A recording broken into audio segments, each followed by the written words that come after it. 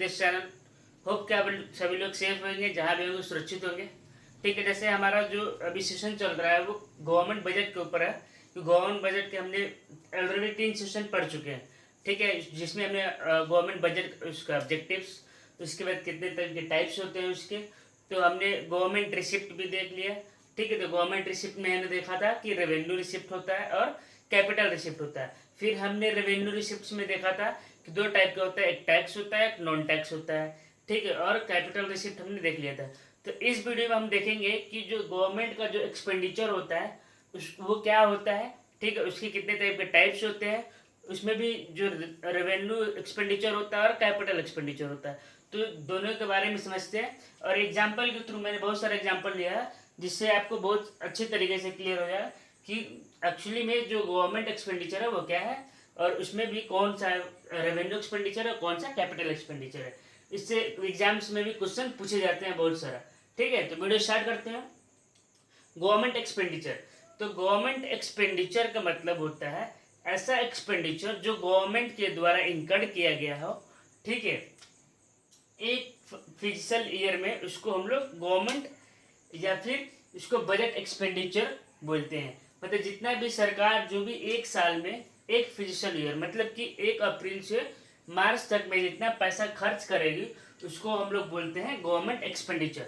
ठीक है, जब सरकार जब गवर्नमेंट पेश करती है, जो बजट पेश करती है पार्लियामेंट में, तो उसमें आप दिखेगा कि इस साल का हमारा एक्सपेंडिचर जो है ये रहेगा, और बहुत सारा सेक्टर बताया गया, एग्रीकल्चर पे ये है, इस डिफेंस पे इतना करना है, रेलवे पे इतना करना है, तो बजट एलोकेट भी किया रहता है। तो जितना सारा एक्सपेंडिचर होता है वही हमारा बजट एक्सपेंडिचर है। ठीक है, अब समझते हैं जो बजट एक्सपेंडिचर है वो 2 टाइप का होता है, एक होता है रेवेन्यू एक्सपेंडिचर, एक होता है कैपिटल एक्सपेंडिचर। तो जैसे कि रेवेन्यू रिसिप्ट होता था, उसी तरीके से यहाँ पे एसेट्स है, एक्सपेंडिचर है। ठीक है, तो रेवेन्यू एक्सपेंडिचर का मतलब होता है वो एक्सपेंडिचर गवर्नमेंट का। देखिए, रेवेन्यू एक्सपेंडिचर सबसे पहले समझते हैं क्यों करना पड़ता है सरकार को। जैसे कि हम लोग अपने डेली के डेली जो खर्च है उसको चलाने के लिए कुछ कुछ पैसे की जरूरत पड़ता है।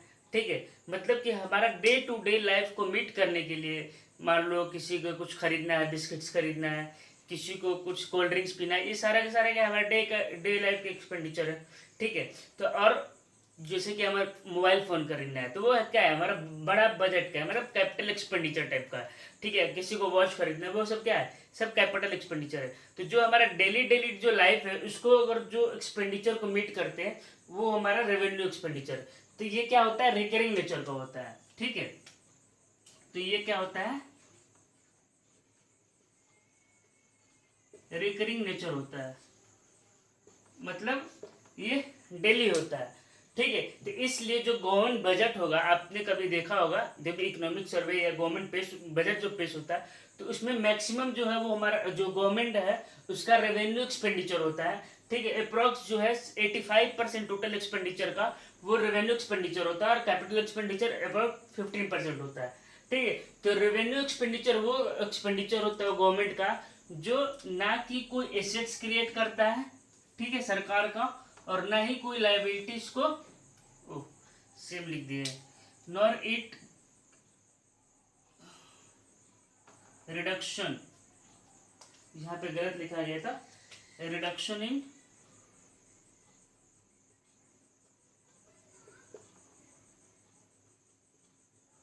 लाइबिलिटीज।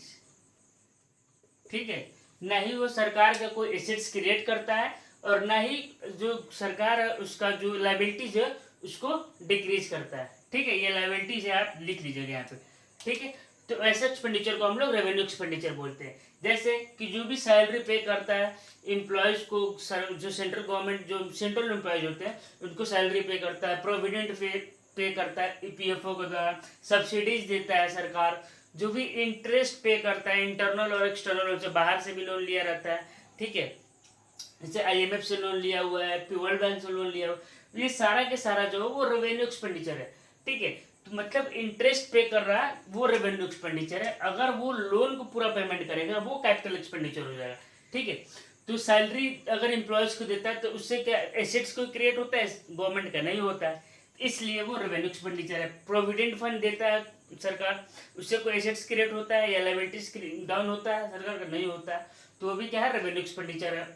सब्सिडीज देता है, जो अलग अलग टाइप का फूड क्रॉप सब्सिडीज होता है, फर्टिलाइजर का सब्सिडीज देता है, ये सारे के सारा जो फर्टिलाइजर जो सब्सिडीज देता है गवर्नमेंट, उससे ना ही कोई एसेट्स क्रिएट होता है और ना ही कोई लायबिलिटीज डिक्रीज होती है। ठीक है, तो ऐसे एक्सपेंडिचर को हम लोग बोलते हैं रेवेन्यू एक्सपेंडिचर। अब देखिए क्या होगा जब रेवेन्यू एक्सपेंडिचर सरकार का ज़्यादा हो जाएगा, तो इसका मतलब ये दिखाता है कि हमारा इकोनॉमी जो है वो बहुत वीक है। ठीक है, मतलब कि हमारे इकोनॉमी में बहुत ज़्यादा पॉवर्टी है। ठीक है, और इकोनॉमी जो है हमारा बहुत ही पीछे है, समझ में आया? तो इसका जब ज़्यादा होता है तो हमें यही शो करता है। ठीक है, अब नेक्स्ट समझते हैं कि कैपिटल एक्सपेंडिचर क्या होता है।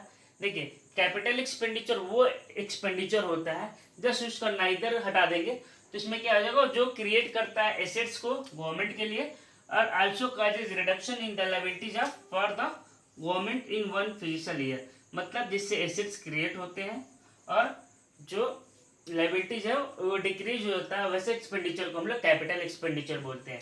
ठीक है, जैसे कि जो भी अगर जो सरकार है वो इंटरनेशनल जो इंस्टीट्यूशंस है, फाइनेंशियल इंस्टीट्यूशन, उन लोगों को पैसा देता है, तो वो सारा का सारा क्या होगा, कैपिटल एक्सपेंडिचर होगा, वो एसेट्स ही क्रिएट कर रहा है एक तरीके से।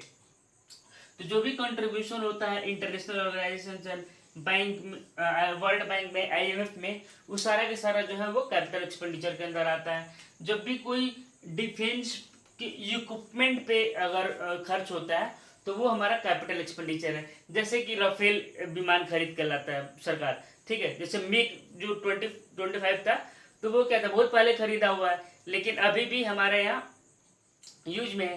तो मतलब लॉन्ग टर्म के लिए जो होता है, उससे क्या एसेट्स क्रिएट हुआ ना इतने दिन तक का, तो वो सारा का सारा जो है वो कैपिटल एक्सपेंडिचर में आता है। जैसे राफेल है, राफेल तो ऐसा नहीं है कि 1 साल बाद खराब हो जाएगा या कुछ हो, तो वो लॉन्ग टर्म के लिए जो होता है वो कैपिटल एक्सपेंडिचर होता है। जैसे कि सरकार जो है वो लोन देता है किसको, सेंट्रल गवर्नमेंट को, तो उसमें 2 टाइप के से लोन देते हैं, प्लान्ड, ठीक है, स्टेट गवर्नमेंट को लोन देता है किस लिए, उसके प्लान और अनप्लान्ड एक्सपेंडिचर को मीट करने के लिए। जैसे प्लान्ड एक्सपेंडिचर का मतलब क्या हुआ कि जो ऑलरेडी बहुत सारा स्टेट गवर्नमेंट है प्रोग्राम लॉन्च करते हैं। ठीक है, सपोज करिए कि उज्ज्वल योजना अभी बिहार में चल रहा है। ठीक है, तो उस समय क्या होगा, हर जो भी गांव है, पंचायत से, उनमें क्या डिस्ट्रीब्यूशन होगा। ठीक है, लाइट्स का, बल्ब का देना है, तो ये क्या है, सरकार को प्लान किया हुआ कि हमें ये स्कीम चलाना है, ये प्रोग्राम चलाना है, जैसे चाइल्ड के लिए है अलग अलग टाइप के स्कीम्स, तो वो सब क्या है, प्लान्ड है। लेकिन अगर कहीं फ्लड आ गया, ठीक है, बाढ़ आ गया, सूखा आ गया, तो वो सब क्या है, अनप्लान्ड एक्सपेंडिचर है। वो जो क्लाइमेटिस से निपटने के लिए जो खर्च का जरूरत पड़ता है, वो भी तो सेंट्रल गवर्नमेंट स्टेट गवर्नमेंट को देता है, तो वो सारा का सारा जो है वो हमारा कैपिटल एक्सपेंडिचर के अंदर आएगा। जैसे कि जब हम बोले अभी कि इंटरेस्ट पे करेंगे, वो किस में आएगा, रेवेन्यू एक्सपेंडिचर में। लेकिन अगर हमारा जो इंटरनल लोन या एक्सटर्नल लोन को ही पूरा खत्म, मतलब रिपेमेंट ऑफ लोन करेंगे, तो वो हमारा कैपिटल एक्सपेंडिचर के अंदर आएगा। ठीक है, इंटरेस्ट आएगा रेवेन्यू में, और जो प्रिंसिपल अमाउंट अगर पे कर दिए, पूरा लोन को ही खत्म कर दिए, वो हमारा वो कैपिटल एक्सपेंडिचर में आएगा। ठीक है, जो भी एक्सपेंडिचर होता है रेलवे पे, पोस्टल सर्विसेज पे, वो सारा का सारा हमारा कैपिटल एक्सपेंडिचर के अंदर आता है। होप कि आपको ये वीडियो पसंद आया होगा। इसमें हम इस वीडियो में बस यही देखेंगे कि जो हमारा बजट एक्सपेंडिचर है वो पूरी तरीके से कंप्लीट हो गया। अब आने वाले जो सेशन आएगा, आगे वीडियो जो आएगा, उसमें हमें डिफिसिट्स के बारे में पढ़ेंगे कि अलग अलग टाइप के जो डिफिसिट्स होते हैं वो क्या होते हैं। जैसे कि फिजिकल डिफिसिट का आपने बहुत अच्छे तरीके से नाम जाना होगा। प्राइमरी डिफिसिट होता है, रेवेन्यू डिफिसिट होता है, इफेक्टिव रेवेन्यू डिफिसिट होता है, बजटरी डिफिसिट होता है। तो वो सारे के सारे जो कंसेप्ट है उसके बारे में समझने की कोशिश करेंगे। ठीक है, और समझेंगे कि इंडिया में अभी जो बजट पेश करते हैं, जो उसमें इकोनॉमिक सर्वे में कितने बजट डिफिसिट्स में क्या है, इंडिया का कितना परसेंटेज, उसके बारे में हम लोग समझने का कोशिश करेंगे। ठीक है, इस वीडियो में बस इतना ही। Thank you so much.